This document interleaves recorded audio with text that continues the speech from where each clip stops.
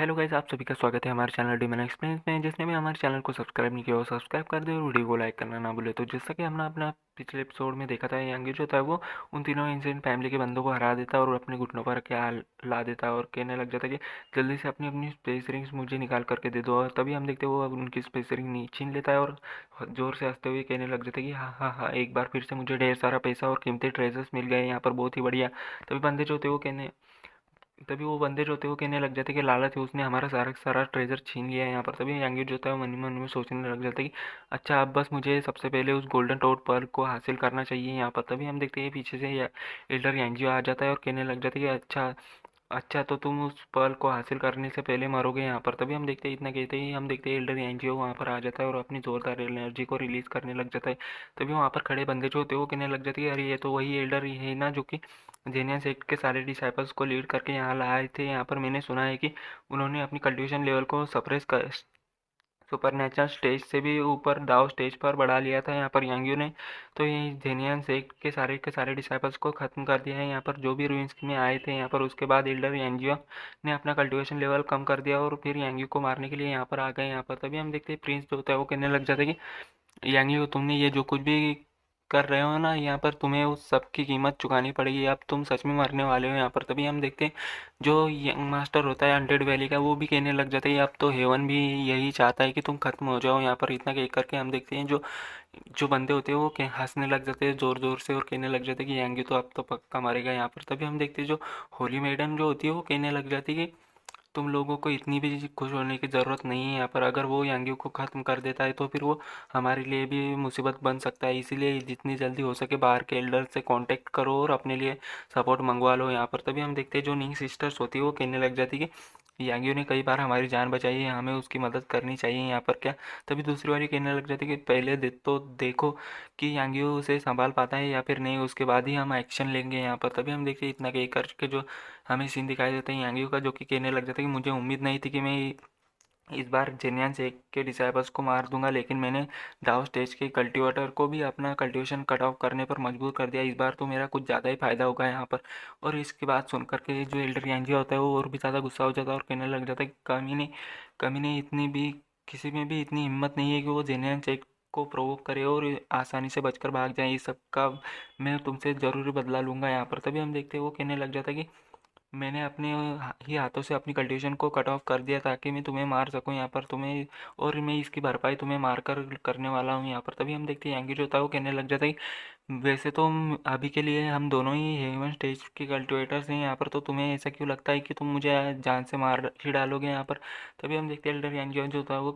कहने लग जाता है कि नेचुरली ये तुम्हारे फाउंडेशन पर डिपेंड करता है कि तुम्हारा फाउंडेशन कितना ज़्यादा स्ट्रांग है, और पिछले कई सालों से मैं फाउंडेशन को स्ट्रॉन्ग किए जा रहा हूँ और ये मेरे इस अटैक से तो अब तुम खत्म हो जाओगे यहाँ पर। तभी हम देखते हैं वो अटैक तैयार कर लेता है जिससे कि बंदे भी इफेक्ट होने लग जाते हैं और कहने लग जाते हैं ये तो बहुत ही ज़्यादा टेरिफाइंग पावर्स हैं यहाँ पर। तभी हम देखते हैं हमारा सीन शिफ्ट होता है नींग सिस्टर पे, और नींग सिस्टर जो होती है वो कहने लग जाती है कि यांगी जल्दी करो यार, यहाँ से निकलो अब, तब तक हम इसे यहाँ पर रोक कर रखते हैं यहाँ पर। तुमने बहुत बार हमारी जान बचाई है और ये हमारी तरफ से ये तुम्हारे लिए एक रिवॉर्ड है यहाँ पर, क्योंकि तुम बहुत ही ज़्यादा काइंड हो। तभी हम देखते हैं प्रिंस को जो कि कहने लग जाता है कि नहीं सिस्टर, तुम्हारे पास बहुत ही ज़्यादा बढ़िया टैलेंट है, लेकिन यांगियो की स्ट्रेंथ बहुत ही बढ़िया है और तो और वो बहुत ही ज़्यादा शेमलेस है और उसकी कोई लिमिट्स भी नहीं है। तुम उससे बेहतर डिज़र्व करती हो यहाँ पर। हाँ हाँ, तुम्हें उससे ज़्यादा बेहतर आदमी की तलाश करनी चाहिए यहाँ पर। तभी हम देखते हैं यंग हंड्रेड वैली का यंग मास्टर जो होता है वो कहने लग जाता है कि हाँ हाँ, तुम सही कह रहे हो यांगियो, तो तुम दोनों के लायक नहीं है कि तुम दोनों अपनी ज़िंदगी उसको बचाने के लिए खतरे में डालो रही हो यहाँ पर। तभी हम देखते हैं जो होली मेडन होती है वो कहने लग जाती है कि मैं तुम्हारी फीलिंग्स को समझ सकती हूँ, क्योंकि मैं भी एक लड़की हूँ यहाँ पर। तुम्हारा ये करना बिल्कुल ही जायज़ है यहाँ पर, लेकिन मुझे नहीं लगता कि तुम्हें यांगियो जैसे आदमी के लिए ऐसा कुछ करना चाहिए यहाँ पर, क्यों क्योंकि तुम दोनों यांगियो से प्यार करती हो। तभी हम देखते नहीं सिस्टर जो होती है वो कहने लग जाती है अपनी बकवास बंद करो यहाँ पर, तुम लोग ये क्या बकवास किए जा रहे हो, हमारे बीच ऐसा कुछ भी नहीं है यहाँ पर जैसा कि तुम सब लोग समझ रहे हो यहाँ पर, और ज़ोर से उन तीनों के ऊपर चिल्लाने लग जाती हैं। तभी तीनों बंदे जो होते हैं कहने लग जाते कि अफसोस की बात है कि जब कोई लड़की किसी से प्यार में होती है तो अब उसका दिमाग काम नहीं करता है यहाँ पर। सिस्टर निंग हमें साफ नज़र आ रहा है कि तुम्हें नाटक करने की ज़रूरत नहीं है यहाँ पर। तभी हम देखते हैं एल्डर यांजियो जो होता है वो कहने लग रहे थे कि यांगियो, मुझे उम्मीद नहीं नहीं थी कि तुमने इतनी सारी कैपेबिलिटीज़ होंगी, लेकिन ये अफसोस की बात है कि तुम्हारी वजह से दो लोग बिना किसी वजह से मरेंगे यहाँ पर। तभी यांग्यो जो होता है वो नींग सिस्टर से कहने लग जाता है कि नींग सिस्टर शांत हो जाओ, तुम्हारी काइंडनेस के लिए तुम्हारा शुक्रिया, मैं तुम्हारी फीलिंग्स को समझता हूँ, लेकिन ये मेरी आदत नहीं है कि मैं अपनी जान बचाने के लिए किसी लड़की को आगे कर दूँ यहाँ पर। तभी हम देखते बंदे जो होते यांग्यो जो होता है वो इतना एक करके आगे की ओर बढ़ जाता है और कहने लग जाता है कि मैं इससे अपने आप ही निपट लूँगा यहाँ पर, मुझे किसी की भी कोई भी ज़रूरत नहीं है यहाँ पर। तभी बंदे जो होते हैं वो कहने लग जाते हैं कि क्या मैंने अभी अभी यही सुना कि यांग्यो एल्डर यांजियो के साथ अकेले ही फाइट करना चाहता है यहाँ पर। तभी दूसरा बंदा जो होता है वो कहने लग जाता है कि यांगियो तो बहुत ही ज़्यादा एरोगेंट है यहाँ पर, मुझे लगता है कि एल्डर यांजियो भले ही हेवन स्टेज पर है लेकिन उसका पावर लेवल है हेवन स्टेज से कहीं ज़्यादा होगा यहाँ पर। तभी हम देखते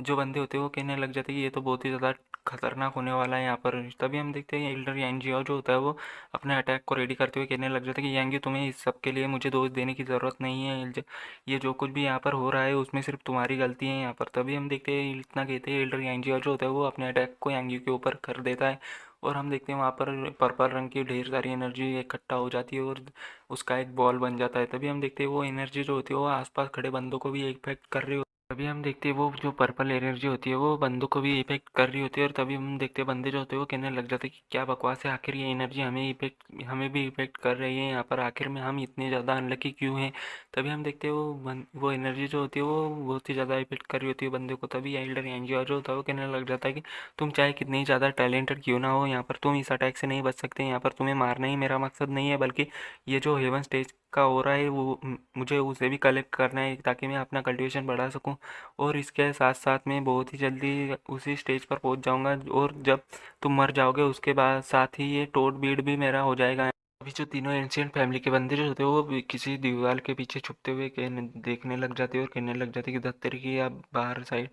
हमारी रेनफोर्समेंट अभी तक नहीं आई है यहाँ पर, अभी के लिए यहाँ पर ऐसा कोई भी नहीं है जो कि इसे रोक सके। तभी हम देखते हैं एल्डर यांगजियो जो होता है वो अपनी एनर्जी को रिलीज करते हुए यांगी की ओर देख रहा होता है और कह रहा होता है कि यांगी तो अब तक पक्का मर ही चुका होगा यहाँ पर। तभी हम देखते हैं यांगी जो होता है वो अभी तक सही सलामत होता है और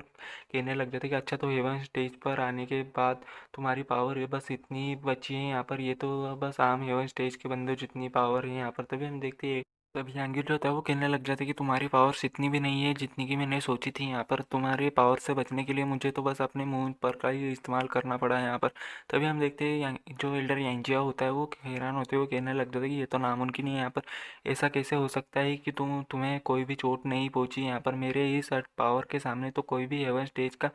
बंदा टिक सकता है यहाँ पर, लेकिन तुम कैसे जिंदा हो। तभी हम देखते हैं यांगी ने अपने आसपास में मून पल के साथ में एक शील्ड बनाई हुई होती है और वो कहने लग जाता है कि मैंने तुम्हारे अटैक से बचने के लिए मून पल का यूज़ किया था यहाँ पर, ये शील्ड इतनी पावरफुल है कि वो किसी भी डिवाइन स्टेज के बंदे का अटैक आसानी से रोक सकती है यहाँ पर। अब इससे कोई फ़र्क नहीं पड़ता है कि तुम पहले कितने ज़्यादा पावरफुल थे यहाँ पर, तुम्हें क्या लगता है कि तुम्हें ऐसे ही किसी मामूली अटैक से मुझे मार सकते हो यहाँ पर, लेकिन ये तुम्हें ये नहीं पता है कि ये करने में करके तुमने खुद अपने पैर पर कुल्हाड़ी मारी है यहाँ पर। तभी हम देखते वो कहने लग जाता है कि तुम्हें ऐसा नहीं करना चाहिए था यहाँ पर, तुम्हें क्या लगता है कि तुम हेवन स्टेज पर आ गए तो तुम मुझे आसानी से किसी भी मामूली अटैक से मार दोगे और ख़त्म कर दोगे और मैं ऐसे ही आसानी से इतनी आसानी से ख़त्म हो जाऊँगा। तुम्हारी सोच बहुत ही ज़्यादा गलत है यहाँ पर, मुझे तुम इतनी आसानी से कभी भी नहीं मार पाओगे। तभी हम देखते तीनों बंदे जो होते हैं वो कहने लग जाते कि क्या मून पर ये तो एक हेवनली वेपन है यहाँ पर, यांगियों के पास तो सच में ढेर सारे ट्रेजर्स मौजूद है। और तभी हम देखते हैं वो कहने लग जाते हैं कि हम में और यांगियों में तो बहुत ही ज़्यादा बड़ा डिफरेंस है और उनसे तो हमने फाइट करने के लिए अपने एक भी ट्रम्प कार्ड का यूज़ नहीं किया था यहाँ पर। और इसी के साथ ये चैप्टर यहीं पर ख़त्म होता है। तो चैप्टर ख़त्म तो वीडियो ख़त्म, मिलते हैं किसी नेक्स्ट वीडियो में, तो जब तक के लिए बाय बाय गाइस।